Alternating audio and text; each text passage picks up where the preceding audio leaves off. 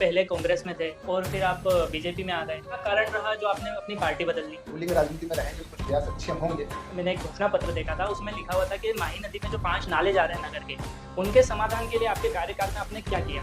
वक्त वक्त पर जब पब्लिक ने मुझे याद किया तो मैं फ़ोन पे ही अवेलेबल रहा उनके लिए कि कहाँ मिलना है। आपके कार्यकाल में ऐसा क्या काम रहा जिसमें मतलब आज भी आपको गर्व होता है? जनता अगर फिर से मुझे मौका देती है तो मैं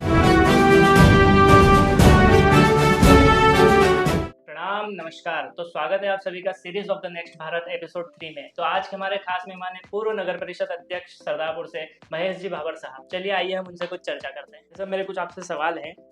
राजनीति में आने की आपकी प्रेरणा क्या रही थी और जब आप पहली बार अध्यक्ष बने तो आपका विजन क्या था?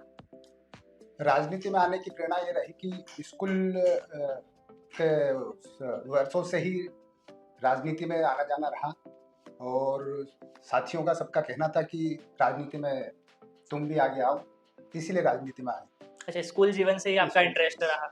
अच्छा, तो भाई साहब जैसे आप पहले कांग्रेस में थे और फिर आप बीजेपी में आ गए, तो मतलब ये विचारधारा बदली या परिस्थितियां बदल गई या फिर ऐसा क्या कारण रहा जो आपने अपनी पार्टी बदल ली? जहाँ तक सरदारपुर नगर की राजनीति को देखा जाए तो यहाँ पर एक व्यक्ति विशेष का ही हमेशा कब्जा रहा है और परिस्थितियाँ कुछ बदलती रही, इसके कारण ही मुझे बीजेपी में आना पड़ा। अच्छा, मतलब आपके जो कार्यकाल है, आपके कार्यकाल में ऐसा क्या काम रहा जिसमें मतलब आज भी आपको गर्व होता है? मेरे कार्यकाल में एक तो सरदारपुर बस स्टैंड पर जो शौचालय एक जर्जर अवस्था में था कि एक आम महिलाएं उस शौचालय में जाने से परहेज करती थी। उस शौचालय को निर्माण करके एक कहते नहीं स्वच्छ इंदौर की लाइन में उस शौचालय को बनवाया स्वच्छ गया, सरदारपुर को स्वच्छ ले जाया गया। सरदारपुर को लाया गया। और दूसरा सरदारपुर नगर में मेन चौराहे पे सेल्फी पॉइंट का जो करवाया गया। दूसरा कालेसर बाबा आने जाने का रास्ता, कब्रिस्तान के लिए कब्रिस्तान का काम करवाया गया और शमशान घाट के लिए शमशान घाट का काम करवाया गया है। ये सारी चीज़ें ही महत्वपूर्ण चीज़ें रही। अच्छा, तो ये सब जो है आपके कार्यकाल में। हाँ, ये सारी चीज़ें मेरे कार्यकाल की हैं। अच्छा, तो सरदारपुर में आपको क्या लगता है आज सबसे बड़ी समस्या क्या है और उसका समाधान क्या हो सकता है? सरदारपुर में सबसे बड़ी समस्या आज की तो वर्तमान में देखें तो ज़मीन की समस्या है। यहाँ पर शासकीय भूमि का बहुत अभाव है, जिसके कारण पब्लिक को काफ़ी दिक्कतें होती है। कितने व्यक्ति जो है कि आज उनको मकान बनाने की आवश्यकता है, गरीब लोग हैं, लेकिन वो मकान नहीं बना पाते हैं। इसके समाधान के लिए तो यही है कि राजनीति में जब रूलिंग राजनीति में रहेंगे तो कुछ प्रयास अच्छे होंगे, तो जिससे आप इसका समाधान इसका कर पाए। समाधान किया जा सके। अच्छा, तो अगर जनता आपको फिर से मौका दे उनकी सेवा करने का, तो आपकी प्राथमिकताएं या योजनाएं क्या रहेगी?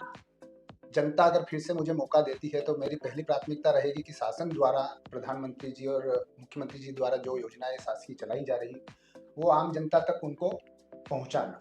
दूसरा, आम जनता के लिए हर वक्त कुछ न कुछ काम उनके पर्सनल भी होते हैं जिनका निराकरण करवाना, यही मेरी पहली प्राथमिकता रहेगी। अच्छा, तो जैसे हमारा एक रैपिड फायर होता है जिसमें सवाल जनता के होते हैं और जवाब आपका रहता है, तो मतलब आपके कार्यकाल में ऐसी कौन सी विशेषता रही जो आपको बाकी नेताओं से अलग बनाती है? जहाँ तक तो मेरे कार्यकाल में पहली विशेषता है कि मेरे राजनीति हमारे परिवार में कोई दूसरा राजनेता है भी नहीं, मैं स्वयं अकेला रहा हूँ। और दूसरी बात यह कि वक्त वक्त पर जब पब्लिक ने मुझे याद किया तो मैं फ़ोन पे ही अवेलेबल रहा उनके लिए कि कहाँ मिलना है, कहीं भी चौराहे पे मिलना हो या मार्केट में मिलना हो, सभी को मालूम था, फ़ोन लगा लो और मिल लो। अच्छा, मतलब हमेशा उपलब्ध हाँ, रहे आप उपलब्ध आम जनता के। अच्छा, तो आपके मैंने एक घोषणा पत्र देखा था, उसमें लिखा हुआ था कि माही नदी में जो 5 नाले जा रहे हैं नगर के, उनके समाधान के लिए आपके कार्यकाल में आपने क्या किया? और मैं उसमें मतलब आपने बात कही थी कि मैं इनका निराकरण करूँगा। मेरे कार्यकाल में ही मैंने डीपीआर बना के लगाई थी, जो सीवरेज ट्रीटमेंट प्लांट की डीपीआर थी। और जहाँ तक अभी वर्तमान परिषद के कार्यकाल में डीपीआर सैंक्शन होकर आ चुकी है। अच्छा। और सारा जितना भी गंदे नाले जाते हैं, गवलीपुरा से लेके मार्केट वाला हुआ, अपने सरदारपुरा वाला हुआ, टंकीपुरा वाला हुआ, सारे नालों का एक ही सीवरेज ट्रीटमेंट प्लांट बनाने की योजना थी। अच्छा, आपके समय में उसकी लोकेशन क्या डिसाइड की गई थी? उसकी लोकेशन हमारी डिसाइड की गई थी रामदेव जी मंदिर के पास, जहाँ पे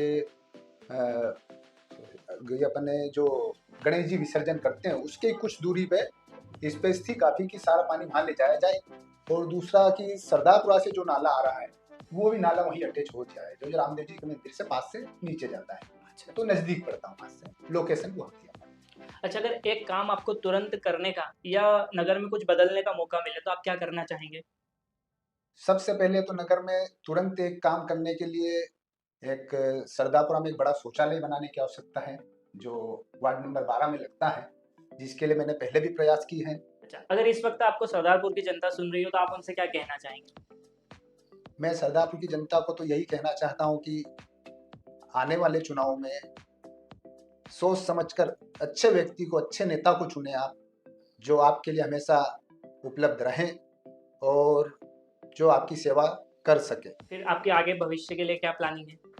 भविष्य के लिए तो मेरी यही प्लानिंग है कि नगर परिषद चुनाव के लिए फिर से तैयारी की जाए और वर्तमान स्थिति में चल रही है। प्रयास रहेगा अगर आगे से पार्टी लेवल से टिकट दिया जाता है तो नगर परिषद अध्यक्ष का चुनाव पुनः लड़ूंगा। यही प्रयास चलेगा। जी ठीक है, धन्यवाद। धन्यवाद।